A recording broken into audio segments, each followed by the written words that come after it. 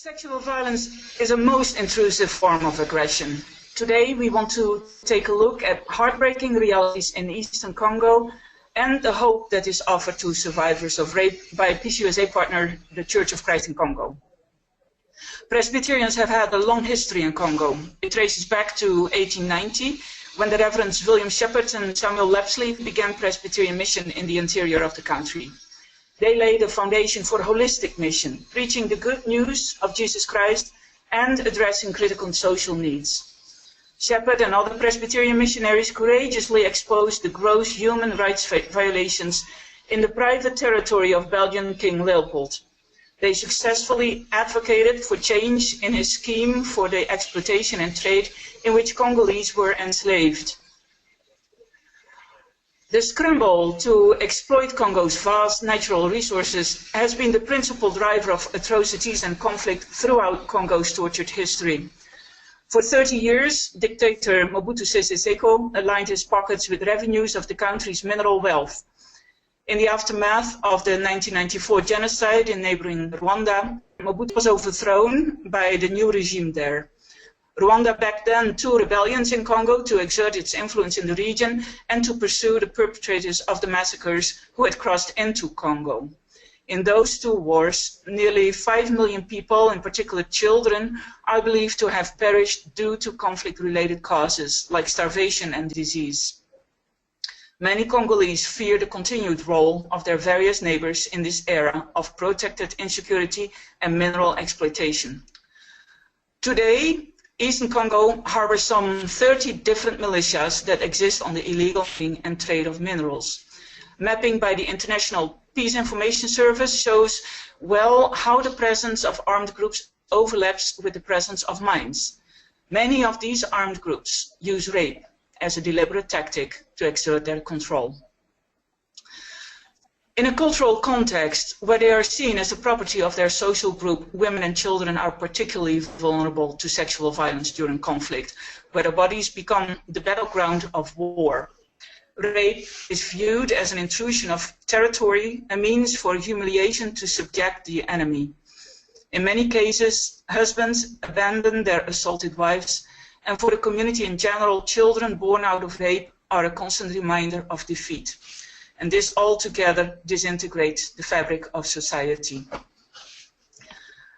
Because of widespread and prolonged use of rape by militia, sexual violence has become endemic in Eastern Congo. The area is now considered the most dangerous place on earth to be a woman. Some say that rape has become simply a fact of life there. In many ways, it just doesn't get worse than Eastern Congo. But in terms of the Church demonstrating a faithful witness to the gospel of Jesus Christ, it also doesn't get much better than Congo either. In Isaiah 58, the prophet calls God's people to fasting and sacrificial service. We are called to respond to the immediate needs of those who are suffering, to share bread with the hungry, bring homeless poor into our homes, and provide the naked with clothes. But it doesn't stop there. There is also a call for God's people to respond to the root causes of suffering by loosing the chains of injustice and untying the cords of the yoke, a call to change the structures which enslave people. What I saw on my last trip to the Democratic Republic of Congo was exactly this: the Church responding effectively in both ways, tending to the needs of the victims of violence, but also working to end the violence itself. I came back with a very strong sense that I had been privileged to walk on holy ground as I heard firsthand accounts of unimaginable violence, but was just as moved by the stories of what tenaciously brave Christian women were doing to address this evil. Along with this privilege comes the responsibility for me to share the stories of what I experienced. I'm going to highlight the ministries of 3 brave Congolese women leaders in the Church of Christ in Congo: Pastor Berthe Mzeba, Mama Gogo Kabiro, and Mama Jean Banyere, and our mission co-worker, Christi Boyd, as she walks alongside of these women. In her role as facilitator for women's and children's interests, Christi spends time learning about the work of these three women. Pastor Nzeba heads the Department for Women, Children, and Families of the Church of Christ in Congo. The ECC is an umbrella organization of 65 Protestant denominations with over 25 million communicant members. As the national leader of these Protestant women, one of Nzeba's top concerns is the violence in Eastern Congo. Nzeba has a great heart for the survivors of rape and conflict. Last November, she was our guide when we visited the ministries of the ECC women in the North Kivu provincial capital of Goma and in the more rural town of Kichanga. She makes the long trip from Kinshasa several times a year to be with these women. The ECC is well known throughout Congo, and Nzeba's presence provides a great encouragement to the struggling women. Gogo is the provincial director of the ECC Women's Department for North Kivu. Gogo is responsible for the oversight of grassroots initiatives that her department supports to address sexual violence against women. Jean is the president of the Federation of the ECC Women in Masisi, one of the districts in North Kivu province. She runs a vital and effective support program for survivors of sexual violence in 3 districts of the Kichanga area and in Goma. In her office, Jean has mapped out the various infrastructures, resource persons, and activities that are a part of her ministry. Jean oversees 4 listening homes where survivors are offered shelter, pastoral care, and counseling. Since she started in 2003, over 22,000 women have benefited from her ministry in collaboration with church hospitals, clinics, and a local Christian non-profit organization. We had the privilege to spend an overnight visit with survivors of rape that were sheltered at the Kichanga Listening Home. There we met with 3 of the 25 ECC volunteer counselors who provide emotional and spiritual support to rape survivors in the 4 listening homes. All counselors are active members of an ECC member denomination. They've been recommended by their own congregations and were trained by Jean for this special ministry. Each of the counselors is assigned to a number of villages in the area. Jean herself has been well trained in trauma recovery in the DRC itself, as well as in neighboring countries and even the U.S. Pictured here is one of the tools she uses. She teaches the women that a counselor needs to have, and look at the chart, big ears. They need to be always listening more than speaking. So notice the small mouth. Counselors also need to have a big bladder because it's very important not to run out when women are in the midst of telling their stories, but to be with them and support them. They also need strong feet because these women don't just sit in the centers waiting for the women. They go out to areas where the women have been violated. Spending the night at the Kichanga Listening Home gave us the opportunity to listen to the women till late at night and start again early the next morning because it was clear the women wanted to tell us their stories and have us share them with Presbyterians in the U.S. An important part of Christi's ministry is capturing these stories so churches in the U.S. can hear them firsthand. The women's accounts of what they experienced were still raw and heart-wrenching. Several women shared how they had been gang raped and saw their children butchered in front of them. Ruta was one of 10 women whose individual experiences we heard, while Jean helped with translation. This is her story. Le mois passé, il y a eu la guerre chez elle. Maintenant, la nuit, elle était au lit avec son mari. Les rebelles sont venus. Ils ont tué le mari avec tous les enfants. Il n'est resté avec qu'un seul petit enfant. Après avoir tué le mari, en découpant aussi tous les enfants tués par les machettes, on l'a violé systématiquement. Il y avait beaucoup de personnes, mais les personnes qui l'ont ouvert les yeux pour les fixer, c'était 2. Mais les autres aussi l'ont violé, mais il l'a vite seulement parce qu'elle était déjà perdue. Toute première chose, elle est venue voir là où les autres femmes se rendent voir si aussi elle peut être soignée d'abord.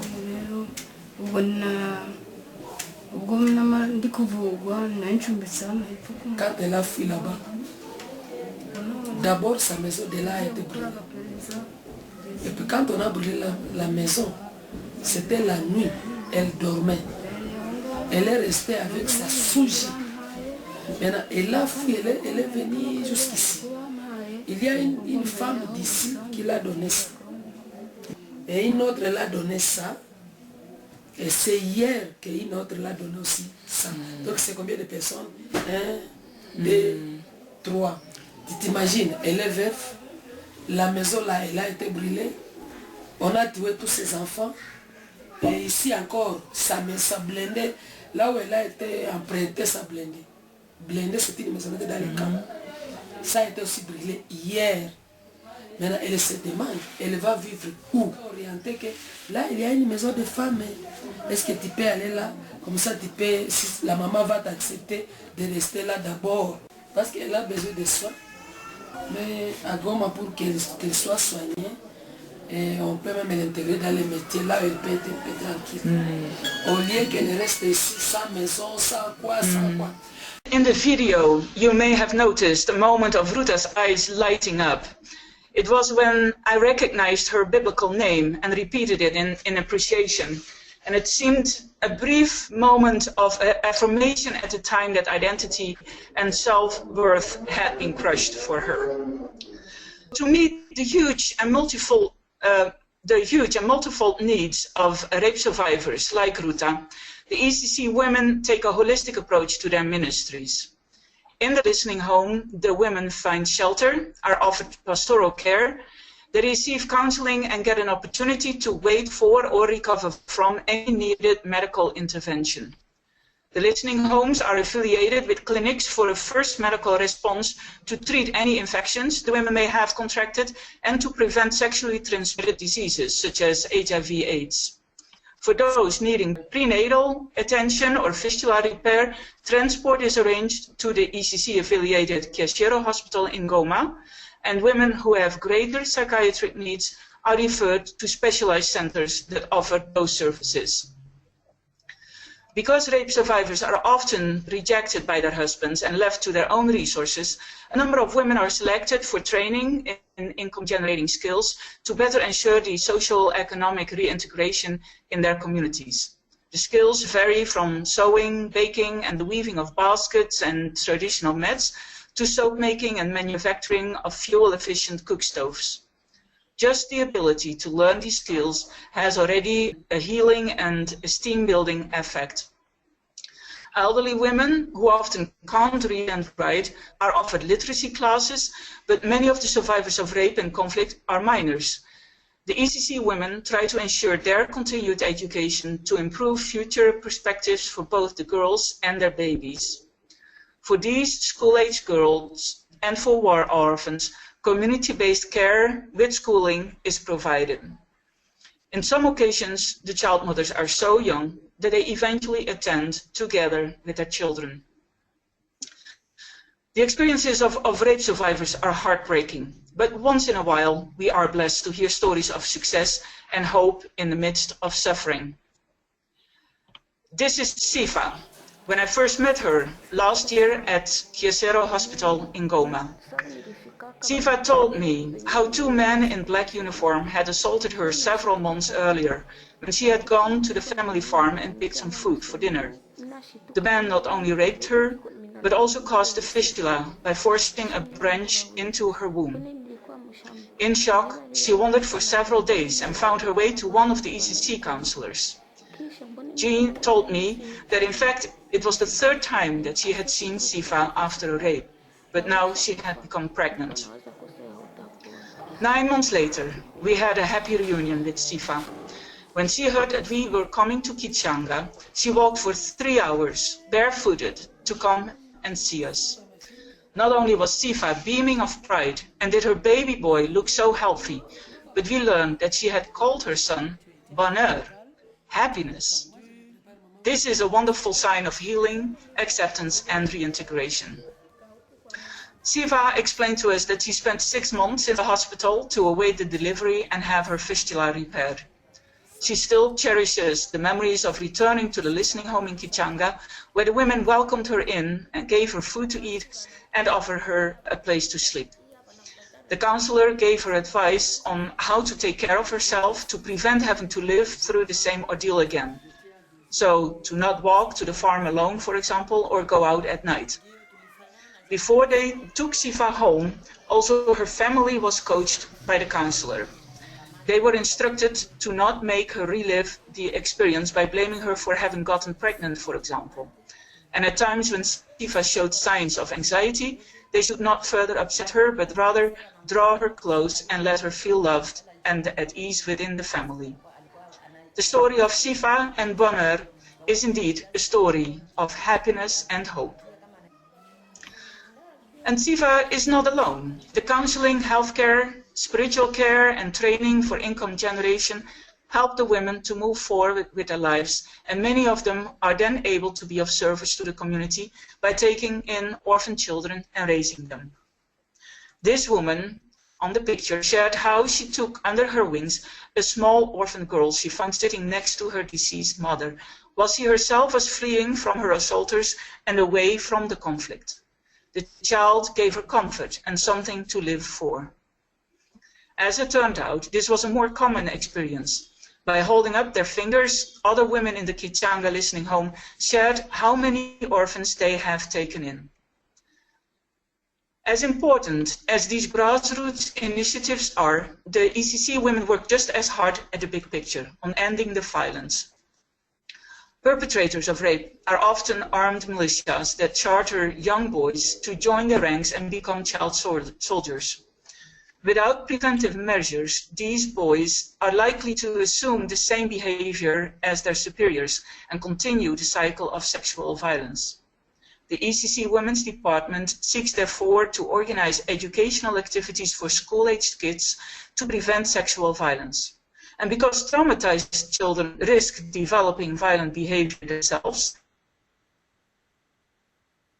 another preventive component the women intend to incorporate in future programs. At both the national and provincial levels, the ECC women leaders are actively engaged in political advocacy to address the conflict.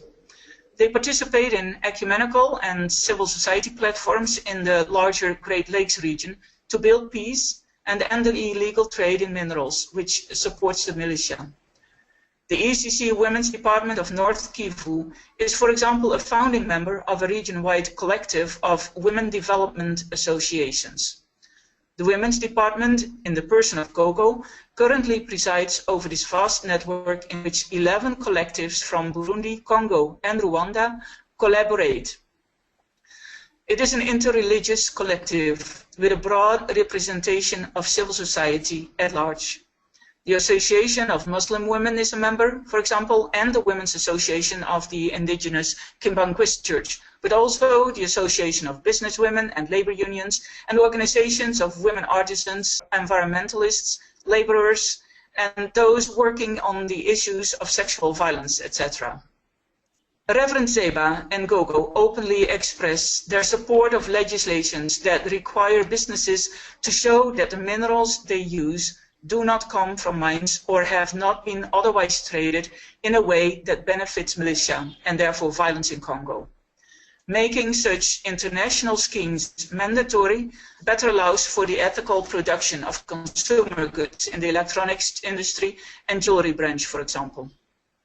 And they are here to hear about initiatives in the US and in Europe to establish what is called conflict-free campuses, towns and churches, where commitments are made to only purchase certified conflict-free electronic goods. And they endorse campaigns to promote similarly certified gold products. At the same time, they want to see the sector reformed such that the exploitation, trade and processing of mineral wealth directly benefits artisanal miners. Organizing them into cooperatives would help them build sustainable livelihoods. Equipping Congolese businesses with skills and tools to process the minerals locally would keep profits in country. and having businesses invest part of their revenues in schools and medical facilities would improve the living standards in the local mining communities. Du fait que ces carrières minières sont occupées par les membres de groupes armés, ils ne sont pas contrôlés, ils ne respectent pas les droits humains et à conséquence, ils violent les femmes qui viennent vendre parce que on doit travailler, on doit faire soit les petits commerces, on doit faire soit l'agriculture pour survivre. Alors les femmes qui se déplacent vers ces carrières minières pour vendre des produits en fait de se procurer d'un peu d'argent pour vivre, alors ils sont maltraités, ils sont violentés et violés par ces membres de groupes armés qui ne sont pas gérés par aucune loi. Ce qui est important pour nous, c'est qu'il y ait cette traçabilité des minéraux. Et nous avons été contents parce que le processus a commencé déjà. Au niveau de la CIRGL, il y a eu des rencontres organisées dans ce sens-là, au niveau de la conférence internationale sur la région des Grands Lacs, parce que s'il y a cette traçabilité-là, s'il y a les gouvernements qui peut bien suivre l'exploitation des minéraux, bien sûr en éradiquant premièrement les groupes armés qui occupent les zones minières. Nous pensons que l'on peut organiser les activités d'exploitation des minéraux et permettre à ce que cette exploitation-là qui va aller dans la voie légale soit profitable à la population locale. Parce que si tout est organisé, on peut utiliser comme main-d'œuvre la population locale et là, tout marche bien. Parce que l'exploitation illégale ne profite pas à la population et ne profite pas au gouvernement, mais profite aux membres des groupes armés et à ceux qui leur fournissent des armes. Thank you so much for listening to this presentation. This is Shannon Beck. It is a little overwhelming when thinking about the various pieces of this. When I first became aware of the situation there, I felt pretty overwhelmed. But one of the things that I think is important as we look forward is to recognize not only what we can do, but what we can do together. And one is, of course, the most important thing perhaps is to pray and to contribute to supporting our partners' work there. The sort of holistic ministry they do of spirit and body and repair work, all of that is something that's critical for these women to move forward. The other thing I want you to think about is hosting Reverend Zeba when she comes. In the fall. She will be one of our international peacemakers coming through the peacemaking program. So I want you to keep an eye out for her coming to us and think of inviting her to your church and Presbyterian region. Maybe going together with another church to help let her share the stories. The third thing that's suggested, and this came up in the presentation, is regarding conflict-free minerals. I think one of the pieces about Congo that you people understand is the connection between the buying of minerals and the militias and violence against women. So in whatever ways we can continue to educate about this, I think it is very important. We have some resources here as well that we could send to you on that Christi has pulled together for us. I also wanted to let you know that there will be a mission trip going in the fall, next winter it looks like, and want you to keep that on your radar as you look forward. Nothing can replace going and getting the stories firsthand. And a final thing, or two other things. One is Christi Boyd, who you heard a lot from, some of you know, and others of you know that she is just an amazing worker for God's reign in the world. She's been involved for 1990, I think, in mission co-work, and supporting her in her position there is really important. World Mission is facing some shortfalls that can't be underestimated, and supporting Christi to keep her in the field is really important. And then the other piece I want to alert you to is that we have been working here to connect people around the U.S. who are willing to have these conversations. I'm working with Grady Parsons to launch an effort that we're calling Courageous Conversations. And with it, we are inviting clergy, churches around the U.S. to engage the story of across the world, but for those of you in particular who are connected to Congo and have a love for it and feel that God might be calling you into that kind of work. We're inviting people in the month of October, which is month, to preach, teach, or do a service of healing around sexual violence, violence against women and children.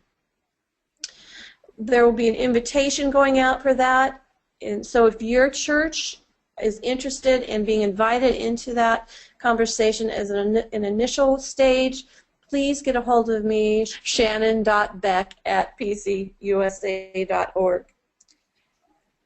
Supporting this kind of work is important that we do together. The impact we can have as we work across the globe to listen to our partners' needs is what we do as Presbyterians. So I want to invite you, in whatever capacity you are able, to continue to think about the needs of this part of the world, to raise up a historic Presbyterian witness and presence in there, and for us to learn together how to be God's church in the world. We're going to end with a prayer from Pastor Zeba. Thank you. Appreciate your time here.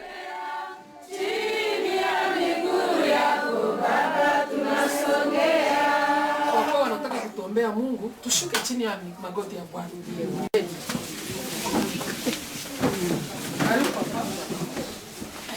Sidia mikono yulu. Nzambe, tata Nzambe na bokasi bonso. Tata na mawa, tata na bolingo. Yo zali kotala pasi ya baungo no basi. Ya bana mike. Bao bayebi eloko moko te. Bao yo bazalaki. Na mesa pona kodeside pasi na bango te, me bazali bobele ba victime. Papa tozali kosenga ete oyokela biso mawa lokola ezali boboto na yo. Nkolo omila kisakati na bango. Bamimona bango moko te, bamimona babwaka mite, me bayebe te bazali bana na yo solo. Mukolo yoko kama ta décision papa basi nyonso ekosila okopesa bango koseka kosepela kolia kolata koyekola kosala misala ya développement mpona kontre oyo ya Kichanga pe Nord Kivu mobimba soki este mobimba ya Congo. Papa sala bikamwa batu na mokili bamona bao balingi kosunga te balingi ete Congo ekweya este ya mboka ekweya po bamususu bakamata Nzambe yoko yokisa bango soni totaleli yo mokonzi. Merci mpona papa ebauti mosika na meri koya awa kouta na Kisasa kouta na Goma koya na esika oyo ezali mpona kolakisa bomoko tozali kati na Yesu. Kumisama sanzolama papa yo oyebi kosala bikamwa koleka biso bato osalela bango lokola ezali boboto nyonso tosengi bobele na kombo kitoko ya mobikisi na biso Yesu Kristo ya kofelaki biso na ekulusu mpe tolobi